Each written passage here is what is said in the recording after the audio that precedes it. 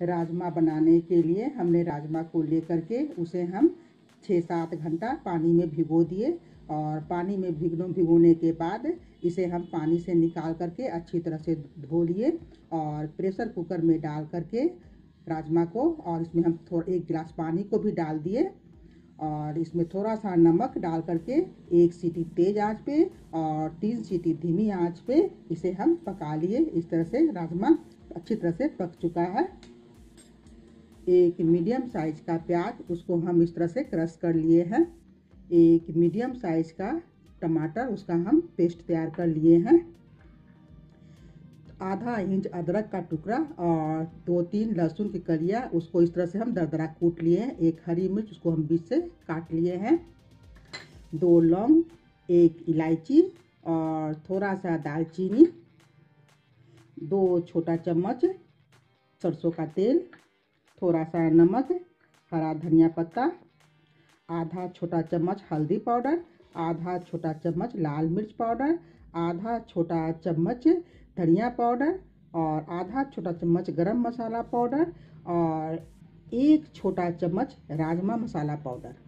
Gas on करके कढ़ाई को चढ़ा दिए हैं और इसमें हम तेल को डाल देते हैं। तेल गरम हो गया, इसमें दालचीनी, लौंग और इलायची को डाल देते हैं।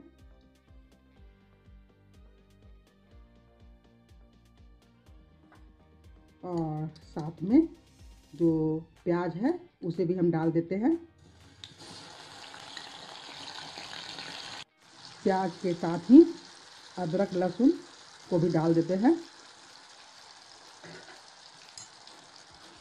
और इसे हम भूनते हुए लाइट गोल्डन ब्राउन होने तक प्याज को भून लेते हैं। प्याज को लगातार चलाते हुए अच्छी तरह से भून लिए हैं। प्याज अच्छी तरह से भुना भी गया है। अब इसमें हम मसाला को डाल देते हैं। हल्दी पाउडर, राजमा मसाला पाउडर, लाल मिर्च पाउडर, धनिया पाउडर और गरम मसाला पाउडर और इसे हम अच्छी तरह से गैस का फ्लेम को अभी हम लो कर दिए हैं और इसे हम अच्छी तरह से मिला लेते हैं।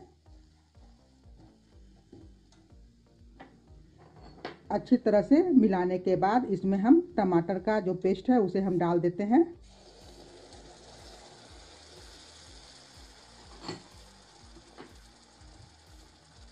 और साथ में स्वाद अनुसार नमक, क्योंकि बॉयल करने समय राजमा में नमक हम पहले भी डाल चुके हैं।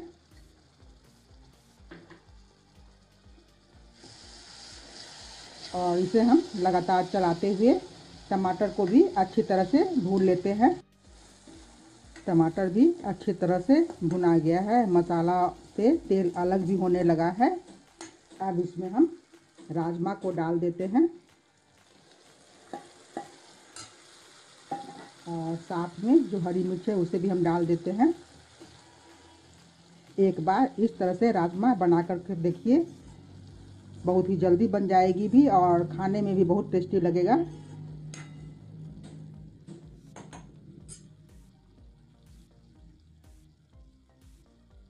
अब इसमें हम थोड़ा सा पानी को डाल देते हैं और इसे हम लगभग 3-4 मिनट के लिए ढक करके छोड़ देते हैं।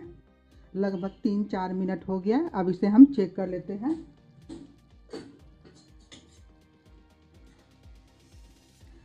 राजमा बनकर तैयार है।